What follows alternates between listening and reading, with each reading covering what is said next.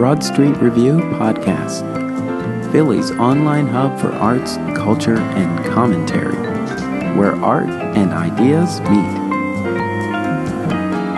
I am your host, Darnell Radford. Today on the podcast, playwright Jeremy Gable drops in to talk about the world premiere of D-Pad at Theatre Exile. Directed by Brianne Barrett, the production follows a woman who struggles with relationships and isolates herself in the world of gaming. We also nerd out about the gaming world, its pros and cons, and a near future when we can share the same space again. Here is my interview with playwright Jeremy Gable. Welcome to the podcast. I'm your host, Darnell Radford, and today I am with playwright Jeremy Gable. We are here to talk about your production, the world premiere of D-Pad, which is presented by Theatre Exile. So, Jeremy, welcome to Rep Radio. Thank you. It's good to be here. I think more of our listeners know you as a playwright. So tell us a little bit about your gamer cred. Well, I've been a gamer pretty much all my life. The two things that I was really passionate about since I was a kid was theater and gaming. And so I finally have hit the point where I'm able to kind of combine the two. So I was able to turn one of my plays, Watch Me Jump, into a video game, which came out a couple years ago. And then around the same time, I also have written this play, D-Pad, which is about the gaming industry. And that's getting its world premiere in December.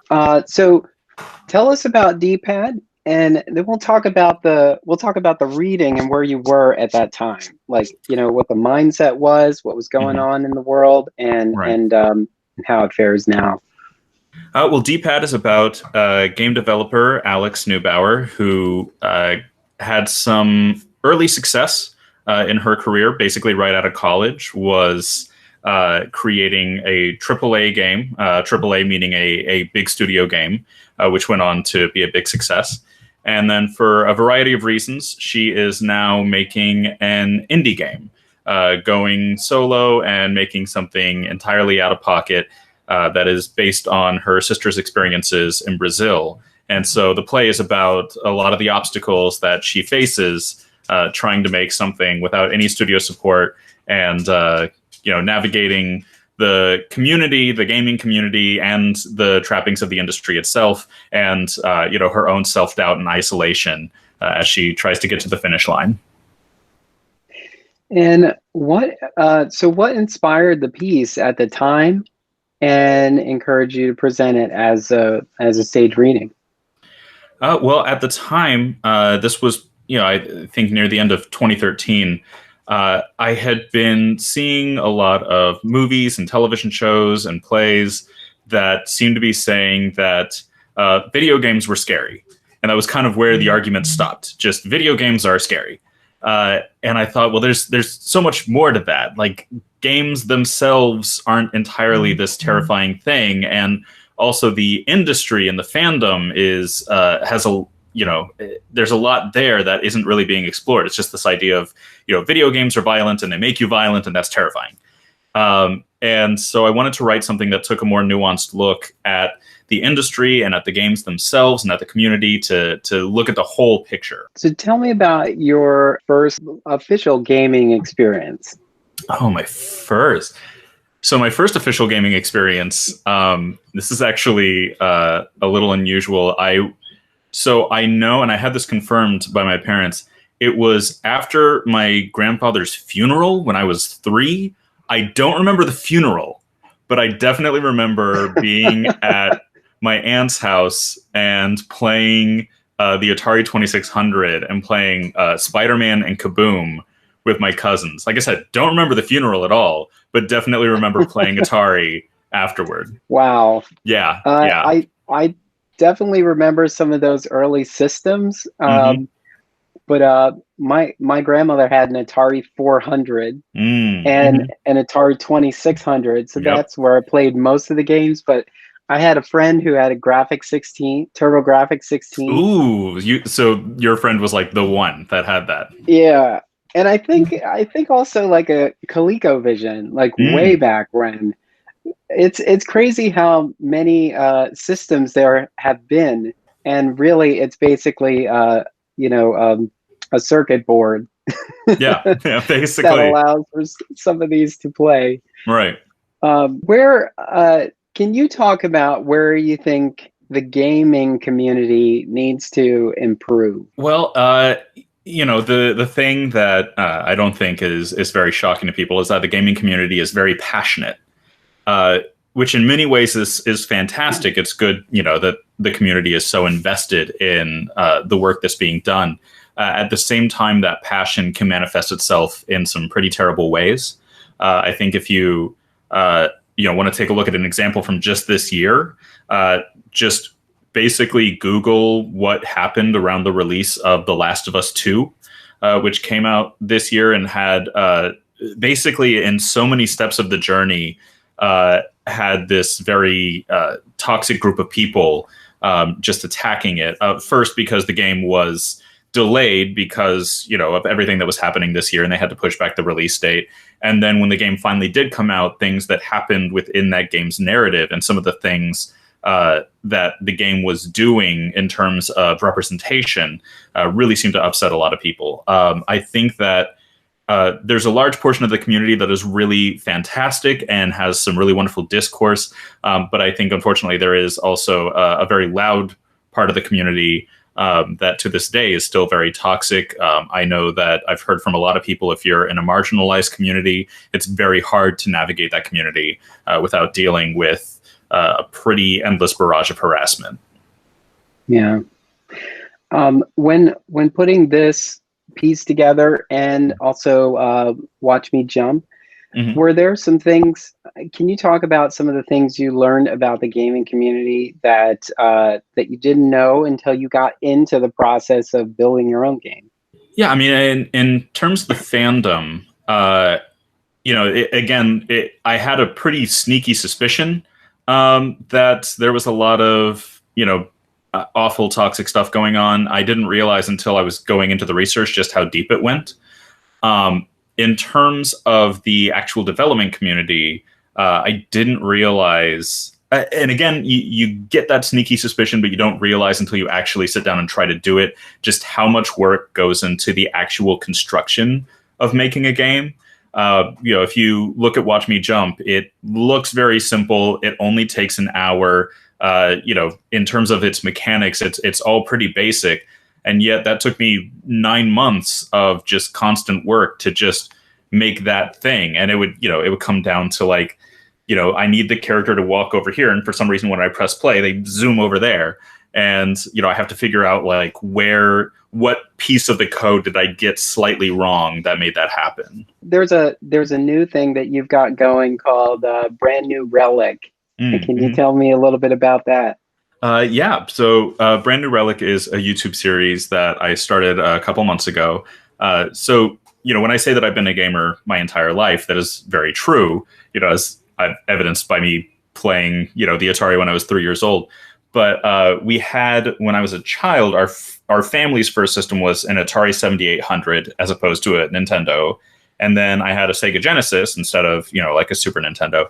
And then for various reasons, I didn't have another console until I got a PlayStation 4 back in 2013. And I did some PC gaming, but I never really had a good gaming PC until a few years ago. So there's basically this whole, there's generations of games, like very classic games that I've never played. And, people would say, oh, well, this game is fantastic. Obviously one of the best ever made. And I'd have to be like, oh, yeah, no, that game is fantastic. I love it.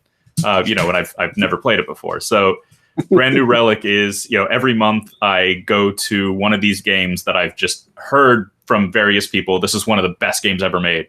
And finally sitting down and giving myself the time to play through it and, giving my general thoughts as well as, how does this game play in the year 2020? How does the process of going through these old games change or inform your feelings about the current games you're playing? Oh, it's super informative. Going through something like, the very first episode was Final Fantasy VII. and going through that game that was made in 1997, and just having these thoughts of like, well, why didn't they do this? And being like, oh, right, because they were inventing a new way of playing a game and they didn't quite realize, or they didn't quite have the technology to be able to do what they can do now. And also, if Final Fantasy VII hadn't done these things, then people wouldn't have been able to improve on the process. So, it's like watching an old movie, like perhaps, an old movie with special effects and being like, well, that looks so basic. It's like, right, that had to look basic back then, and now people have been able to improve upon that. It's the same thing playing these old games, of seeing these old mechanics and these old ways of doing something and realizing like, yeah, that started the process that leads us to better design, better battle structures, better graphics, all of that. One thing that I forgot when I set up this interview is that you and I are connected on PlayStation. Oh, right. Yes. Yes. And so I noticed that you've been playing a lot of Titanfall 2. I just started that one. Yeah. Okay. So tell me what you like about that game. I mean, like I literally just started it, but right now I'm really fascinated by this mechanic of being the solo person, but then being able to at the same time be in this giant mech suit, and just the way that the combat changes in a moment from doing just like being one person on the ground to being this giant basically the superpowered robot. And how do you adjust the difficulty for that? How do you like adjust those mechanics? It's really fascinating. When you mentioned a rabid fan base, I was thinking about how a handful of the games that I've played recently have sort of merged worlds in a sense. So if you are a mobile phone gamer, you're a little different than a console gamer, right? And if you put them together, you might get a little bit you might get an interesting conversation out of that. Sure. But what I've seen in these games is that the character that you're playing has a smartphone or a mobile app of some sort that allows them to connect with the world inside, right? So that they can connect to people as they are doing things. So, for example, Spider-Man. Oh yeah, Spider-Man has the new Spider-Man. I believe Miles Morales has an app that as soon as the people in the city see him doing good things, it's the hope that they will go to the app and become better fans. And it almost sounds like it's like, are you a crime fighter or are you an app developer trying to get money into your application? Yeah, it's fascinating. Like, I was just playing, kind of the nice mindless thing that I've gone to lately is MLB The Show. That just allows you to be a starting pitcher for the Phillies, and it's, no stakes. It's really enjoyable. But in between games, you can check your social media feed to see what people are saying about you. And they're like, yeah, this guy's doing a great start in the last game. It's a completely like arbitrary, it contributes to nothing. But yeah, you're seeing a lot more of that in games that like, for some reason, social media is now becoming a part of the narrative of these games, which is really fascinating. It's like you can't even put your phone down. I think it's probably going to be. I wouldn't be surprised if there isn't a separate app that I can go to on my phone that allows me to continue playing this game. I think I can't remember. There might have been there was a game that I was playing that had an app inside the game, but also had a mobile app that you could download. That I think that particular one didn't do so well on the mobile side, but I can't remember what it was. So I don't know what you're thinking of, but I can tell you that Assassin's Creed Black Flag had like a companion app where once you built up a fleet of pirate ships, in the game, you could send them out to collect treasure, and then you could like keep track of them on your phone, like when you were away from the game, and like, send out more fleet. Like it was this interesting kind of side quest that you could take with you that you were able to, keep maintaining your fleet. It Yeah, I think that as the technology continues, you're going to see a lot more of that kind of cross-pollination between platforms. So this piece originally presented as stage reading, but now it's going to be presented as a piece of virtual theater. Mm-hmm. Was it always ready for that? It was not, actually. No, this was Theatre Exile actually coming to me and saying, we would like to present this in a virtual format. Do you think it could be adapted to such? And, the piece already had a lot to do with isolation and a lot to do with what happens when you're just in your room alone working on something for 12 hours. And I took a look at it and yeah, sure enough, it was not entirely easy. It did take a little bit of work to figure it out, but for the most part, it was relatively simple adapting it to a virtual format and just making all 4 of these characters be in the same space or be in their own separate spaces, and actually serves the piece in a way. Because I think, especially in the indie game industry, if you have a 4-person team, you can have all 4 of those people in separate parts of the globe and all working together to make the game, and they've never met in person. That was something that I didn't realize until I had started talking to indie game developers and hearing them, be at the Game Developers Conference in San Francisco and hearing them be like, yeah, this is the first time the 3 of us have actually been in a room together, and we just made this award-winning game. So yeah, it's been really fascinating. Yeah.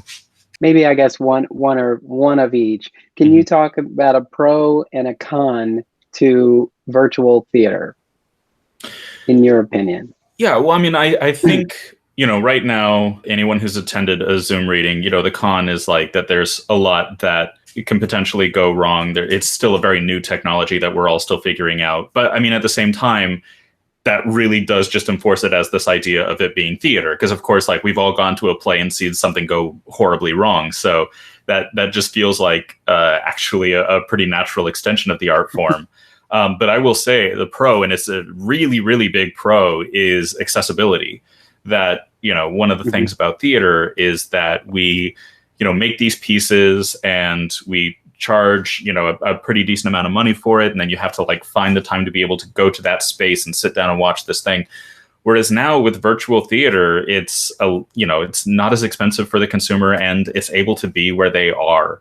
I'm a new parent and, I have a 7-month-old, and that's just not an easy, you can't just get up and go to the theater. There's a lot of working around to be able to do that. So virtual theater has actually been a really great way for me to be able to see some great shows out there while still, being able to hold my daughter in my arms. Yeah, that's great. For the past few years, I've been fortunate enough to go to the Edinburgh Festival Fringe. And this year, because of the pandemic, we were not able to go. And I couldn't help but think, I was like, if they had known ahead, they could have come up with they could have had a whole, you know what? That's okay. Show must go on. We've got our virtual component in place already, and let's get it going. Exactly. I'm seeing once I know there are so many creative people on the design, on the production side of theater that, if we are experiencing hiccups now, I think we're gonna see some phenomenal contributions from our wonderful production teams if this continues.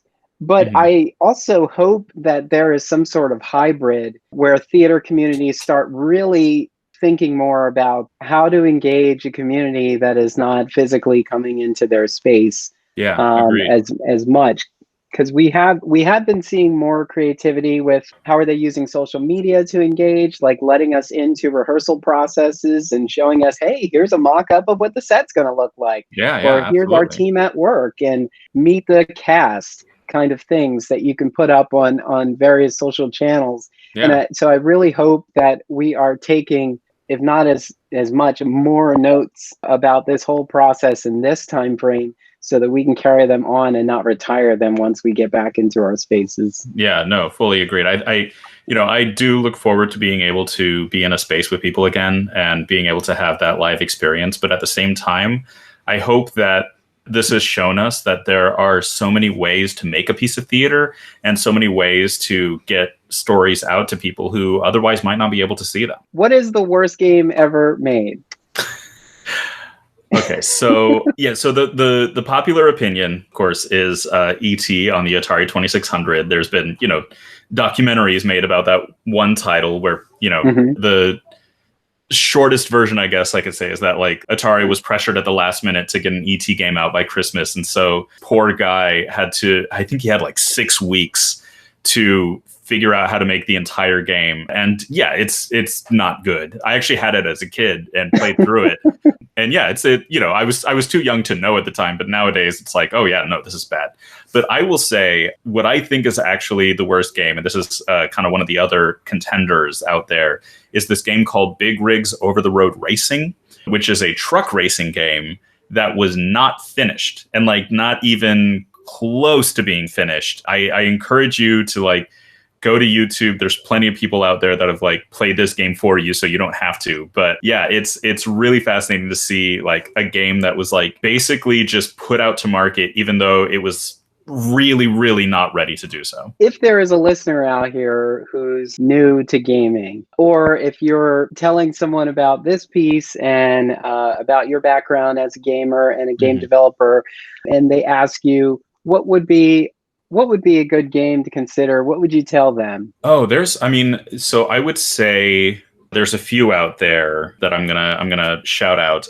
One is this game Gone Home. I actually made sure to give this game a special shout out in the play itself. I was fortunate enough when doing research for the play to talk to two of the developers, Carla Zamanja and Kate Craig, and they gave me a lot of really great insight into the industry because they had gone from the AAA space into co-creating this beautiful indie game that's all about exploring this house that your family's house that you haven't been to for a year and uncovering the mystery of, what's been going on with your family. There's also this really fantastic game called 80 Days that is pretty much, I think, on every console and for your phone, that features some beautiful writing by Meg Giant. It's an adaptation of Around the World in 80 Days, but that storyline of that book is just like one of multiple branches that you can use to try to navigate around the globe. It opens that story up in ways that are very unexpected and beautiful. And then I would say if you are really, really new to games and you want to just experience something that's, not very challenging and very easy to get into, there's this beautiful text-based game called Lion Killer by CC Jiang. I hope I'm pronouncing that correctly. And they've described it as Mulan, but queer and on opiates. And it's entirely text-based. Like if you read a choose your own, yeah, right. And if you've read a choose your own adventure book, it's basically the same mechanic of like, do you do this or do you do that? And that's really the only, choices that you have to make. But it's such a beautifully told story with all these, different branching narratives that just goes deep into the lore. And yeah, it's I think that, there's of course all of these beautiful AAA games that get, all of this love and all this praise. But for me, I love staying in that indie space because that's where you get the like, small handful of like really passionate people making something that you've definitely never seen before in a game. I would imagine that there's probably a little bit more freedom in the indie gaming space when you're a beast with so many heads. The fan base is even more rabid, even though probably an indie game would have more of a concentrated but passionate fan base as well. I feel like, I could only imagine being the, lead director on a game that everyone has been highly anticipating. Like I could think of, I tend to follow games through their entire journey. I've played every Watch Dogs game on PS4. I've played every Kingdom Hearts game now because I didn't have all of those consoles that it was on. Right. But once they moved them all to PS4, I was able to experience them. And I can only think about like whenever there's a delay, like if someone's so excited, it's coming out for Christmas, I'm pre-ordering now. So you click the pre-order and the pre-order is delayed for 6 months. Well, yeah, I mean, that must freak people out. Oh, yeah. I mean, you mentioned Kingdom Hearts. I want to say it was around the time that they announced the PlayStation 4 that they said, oh, and we're going to make Kingdom Hearts 3.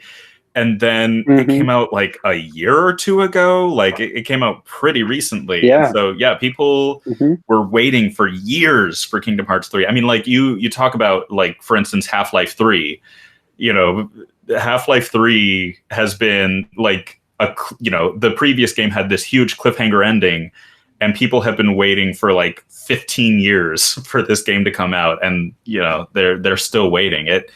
It can be very disheartening at times. I think one of the big pieces of research that I did when I started out with D-pad was this movie called Indie Game the Movie, which I believe is on Amazon Prime. Definitely worth checking out. But it goes into that, where this guy made this highly anticipated game called Fez that started winning awards and getting a lot of press before the game was even out. And then because the game was getting delayed because he wanted to get it right, just the amount of backlash that he got for that. So you mentioned going to a developers conference, but have you been to a Comic-Con? I have not been to a Comic-Con. The conventions are expensive. The only reason that I was really able to go to the Game Developers Conference was because I had been given a pass because Watch Me Jump had been nominated for an award. And even then, just being able to like go to San Francisco and be in San Francisco for a week was expensive. So yeah, unfortunately, I've always wanted to go. I lived in Orange County for about a decade, so I was just a short drive away from Comic-Con. I was never able to go. Have you been? Yes. Awesome. The energy at New York Comic-Con was amazing. I can only imagine. When you think about, again, like going back to the fan base, like the people who attend a Comic-Con and really put so much effort and heart into portraying the characters that they love so much, like that, that must be such a great feeling to a game developer. Like, I can't believe I created a character that resonated so deeply with individuals that they are out here portraying them. I saw a really cool, there was a really cool moment. We were waiting outside New York Comic-Con a couple years ago, waiting for the gates to open. Everyone's standing around. The sky is cloudy and it's a little windy. And as the gates open, everyone starts to walk in. It starts to rain a little bit. There was a young woman dressed as Storm from X-Men. And the wind was blowing on her in the most perfect way. And she just stood there and she had this pose. If you know Storm from X-Men, it was so beautiful, and I think everyone around her was just clapping and like trying to run over there and get a photo. It was like an amazing moment, and I just think about all of those times and like those individual moments of Comic-Con. How can you walk away without a smile on your face and when it's going on, especially in New York and San Diego, because the streets are littered with all of these characters, and there are people still carrying on their day, but there are people like so kind of like weighed down by their entire by their cosplay. But it is such an amazing experience. But you're right, it is expensive. I think the benefit for New York is that we're a train ride away, so you can go back home at the end of the day. But if you're planning to stay, like that would definitely be a thing. Yeah, I think there is something so fascinating, and I of course, Watch Me Jump as a game, hasn't had a humongous audience, so I haven't seen, anybody cosplaying in that yet. But I do think that there's something so beautiful about that, particularly thinking about something like a game and just the way that you get so attached to a character that you end up spending hours with. There's this beautiful essay by the writer Tavis Thompson, who talks about the way that we play a video game and the way that we have ownership over a character, that like, even if you're playing Mario and you're looking at Mario, you're not, if someone's like, what are you doing? You're not saying like, oh, well, Mario just went down this pipe and then he died. You're saying, I did this. Like, I'm trying to get past this part. I keep dying at this thing. So there is this, unique relationship that you have with this video game character, the way that you don't necessarily have with any other art form, where it really does feel like the two of you are working together and you are embodying that person. So yeah, I think it creates a very special relationship. Being that you are a father and you are also a game developer and gamer, what are your thoughts on gaming and children? Because there are some people that say that games are problematic because of their content, but there are a lot of games that really challenge the mind in a way that I can't help but think is so valuable to us in society. So what is your thought on children and gaming? I mean, I think that obviously within reason, like I definitely, don't encourage small children to be playing Grand Theft Auto right out of the starting gate. But I do think that gaming, and it's gaming across the board. It's board gaming, it's playground games, that they do encourage various skills. I think that video games really do help with hand-eye coordination. I think that your 10-year-old playing Fortnite and trying to figure out how to be the last person standing out of 99 is learning how to strategize in a way that I certainly didn't have with the video games that I had growing up. I think that looking at something like Tetris, which was one of the puzzle game for me when I was growing up, and the ways in which Tetris taught me a lot about how to solve various puzzles. And then there's an interesting study that Tetris was being used for people who were dealing with grief or trauma, and it found that they were able to deal with it a little bit better if they were playing Tetris, because this is a game all about taking these pieces and putting them together in ways that help that makes the line disappear. And that kind of compartmentalizing was really helpful to the human brain. So yeah, I think that, obviously there are limits. And I think that, a lot of discussions about, cartoon and digital violence have to be brought into play, because I think that, you look at something even like, your basic child's Mario game, and that is still, violent actions that Mario is taking within those worlds to, get from point A to point B. But I do think that the mechanics of gaming, not just in video games, but in games in general, really do help develop a lot of very necessary skills. I'm thinking about games like The Sims and SimCity and Roller Coaster Tycoon, where they are essentially world building. And I will tell you, I had a better understanding about how cities work by playing SimCity. Right. And it's like, oh, okay. If you don't have proper trash pickup, if you don't have proper sewage in your city, then the residents will revolt. So right. you go back to City Hall and you enable that feature, and now they're happy, but they're still mad in the game. So you could go back and you can see they're still a little salty about the fact that you didn't have sewage, you didn't have proper sewage in this place. Yeah, and I think that's. Oh, go ahead. Oh, I was going to say, and just how a game like that would show you how if you add a park to the neighborhood, then people will move into that neighborhood. Whereas if you didn't have one, then the population would grow very slowly. So thinking about all the things that we need as humans, it plays right into the game. And so I'm wondering, like, political analyst or reporter, like, you're sort of mainlining politics all day, and I wonder if you are an urban planner, are you playing SimCity?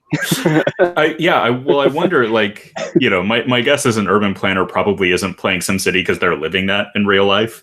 But I wouldn't be surprised if an urban planner like grew up playing SimCity, and that's what led them to that path. I think one of the things that I love about gaming, and one of the reasons why I think it's such a beautiful and necessary art form, is that it, unlike other art forms, it gives you that chance to live out that other world, that you're not just watching that superhero, you are being that superhero, or you're that wizard, or you're that warrior, or even you're that urban planner trying to make a city, or in The Sims, you're just living in someone else's shoes for a little bit. It's an ability that you have there that you don't really have anywhere else, and I think that can make a huge difference to someone, to be able to actually step in someone else's shoes and experience that for however long the game is. Yeah. So when you're developing a game or writing a play, today we're sitting in front of the technology that allows us to also experience the very same thing that you are creating. How do you turn off the other? What do you do to turn off the other parts of this technology so that you can focus and create, whether it's gaming or playwriting? And is it a challenge? Oh, it's definitely a challenge. I mean, to sit down and to, write a play, I have to open up my Word document, and then I have to try to ignore everything else that my computer is trying to tell me, like the Twitter notifications and, everything else. Or like the worst rabbit hole is that you want to do a bit of research. So you just jump on the internet to do that quick bit of research. But then, of course, like the internet is this rabbit hole that sucks you in. So yeah, that's certainly the challenge. And, there are apps that help with that. There are things that help basically turn off everything else on the computer so that you can sit down and you can focus on writing. I think one of the challenges for me when making a game, specifically when talking about like the programming side of it, is when I step away from the computer, turning off that part of the brain. Like there's so much programming that I have done like in the car or like in the shower or something where, I've had this problem that I'm trying to figure out. And then I literally am like thinking about the code in my brain. Like I've done this where like on the commute home from work, like I have the code in my brain and I'm like, I don't know, would that work? And then I have to like go home and boot up the computer and like give that a try. So yeah, I think that's actually been one of the more interesting challenges is when you step away from the computer, trying to turn your brain off so that it's not constantly still like trying to create the game while you're out living your life. That just gave me the visual of a curious incident of a dog in the nighttime where they use the projections to show you what's going on in his head. Right. And so I just imagine a bunch of code going on in your head, like trying to place it into various spaces, and you're like, I gotta write this down. Exactly. But then it's always in the places where you can't write it down, where it's like, no, I'm in the shower or I'm driving, and like I just have to like try to remember what I'm coming up with right now. Yeah. Often when I was in a theater, I will get great ideas and I'm trying to come up with some device or some sort of rhyme scheme so that I can remember it at intermission and then write it down. About pulling out my phone to have the light on my face to type those ideas in. Right. I think that that's just I think that that's an interesting challenge for our brains too, but I actually like that. I like that my brain is thinking about other things when I'm also giving myself to this experience in the theater. So that is the one thing I definitely miss about live theater, being in a space where you're so immersed in all of it. I guess it's kind of the same thing if you're around friends who inspire you to do, certain things, like focus on your craft and everything, that they motivate you the same way as like I feel as being in a theater when I'm in there. And there's a layer where I'm celebrating all of the artists who came together to present this that we are experiencing right now. I'm also processing this story.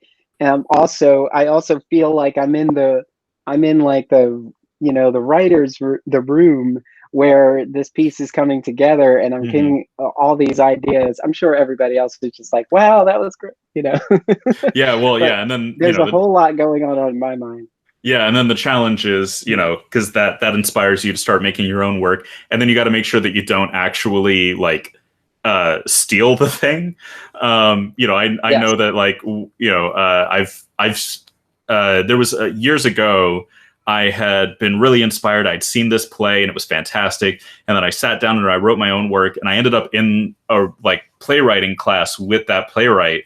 And he read this play and he was like, this is great, but I do want you to know that like this thing that you did in this play, like this one, like kind of subplot, I mentioned that in this other play of mine that you've talked about a lot, that like you really enjoyed. And I was like, oh, wait, oh, right. Like, I forgot that was in the play. I just like took that and like subconsciously ran with it. And he was like, no, it's fine. It's fine. Like, that was just one line that I wrote, and you like have created this whole subplot. But I just want you to know, like, that's what's happening here. So yeah, that's always the trap that you got to try to avoid falling into. They're like, you were just so good, I just had to pay right, exactly. Yeah. He was like, I'm flattered, but just so we know. In your life, I dug a little deeper and I found a little group called Ninth Planet. And Yes. if you could tell me a little bit about that. Yeah, that is a group that I co-founded a few years ago. I've since taken a back seat. I'm a company member with them. Um, but yeah, it's a really, really fantastic group of people. It's Nia Benjamin, Sam Tower, Franny Mestrich. Wow, I hope I got your last name right, Franny. I realize that I've only ever seen it written down. And Katie Croyle. And yeah, just really fantastic work. We did a lot of fringe pieces under a former name a few years ago, some beautiful genre studies like 901 Nowhere Street and Strange Tenants. And then under Ninth Planet, the very first piece that we created was a piece for babies. That the audience was 18 months and younger, and their parents, obviously. It was a very beautiful, wordless piece that was just lights and sounds and sensations, but like still with a story in there. Having worked on it, it feels weird to say, but it was one of the most beautiful things that I've ever seen. And right now, I haven't really been as involved with this project. I was in the first phase of its development, but they've created this piece called Honey Honey, which they've made as a community collaborative film where they've written this script and they are filming, if I have this right, they are filming scenes, and then they've been accepting submissions from other people who have also been filming scenes for this movie that they're going to put together into one narrative. It's a very beautiful company that is all about inclusivity and accessibility and making sure that art is being made by and for people who are not your typical theater going crowd. Yeah. I'm a big fan. But pulling back to D-Pad, what are some of the elements that you really hope an audience will focus in on as they experience D-Pad? I hope that they'll be able to get a better look at how games are made, why games are made, and what goes on within the community. I hope that they'll see that the gaming industry is a really fascinating place that also needs a lot of work and reforming in various aspects. I imagine that they would see the fandom and how the community can create a lot of toxicity and a lot of things that people have to deal with when navigating that community. And I hope that they would take a look at the games themselves and look past what they know of just like a Grand Theft Auto or an Assassin's Creed, and seeing that there's some really beautiful titles out there, and that ultimately, if we are able to experience all of these different perspectives and all of these different voices, that's going to help make this industry a better and more inclusive and more beautiful place. What are some of the next projects you've got coming up after D-Pad? Not to rush it off the virtual Oh yeah, no. stage. Yeah, I mean, I'm continuing to work on Brand New Relic. The next episode should be in a couple of weeks, and then I'm currently working on my next game, which is not adapted from one of my plays. It's my first original title, which is going to take a look at nostalgia by examining my old hometown.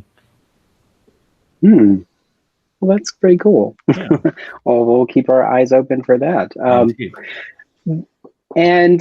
So for my final question, just finish this. When intermission is over. When intermission is over, I hope that we realize the many different ways that theater can exist. Definitely. I'm seeing that. I feel like I've always seen that. Even when I started my own company, I was thinking about how to engage people on our website much longer than it took to buy a ticket and leave again. Mm-hmm. I think that's where Rep Radio came from. It was that thought process of how do you engage people longer, or when your stage is not available to them. So I definitely hope that we see more branches coming out of these various theater companies that we love so much and that we miss dearly. because we can't be in those spaces. I look forward to being able to hug people again, Yeah. because we're such a family, the theater community. And I feel like it almost doesn't matter what theater community you're a part of. As soon as you walk into one, everyone is family. Right. So I do miss that, and I hope everybody's doing well. But this production is called D-Pad. It is a world premiere presented by Theatre Exile. And you can go to theatreexile.org for more information and figure out how you can be a part of that experience. Jeremy Gable, I want to thank you for taking the time to chat with me. Yeah, this is my pleasure. Thank you so much. Yes, but thank you so much for talking to me, and I look forward to experiencing D-Pad very soon. Awesome. Yeah, I can't wait to show it. Head on over to our website at www.broadstreetreview.com and click Get Involved at the top. While you're there, help keep us running and click Contribute to find out how. Connect with us on social media, on Facebook and Twitter at Broad Street Review. Thank you for helping to keep the conversation going.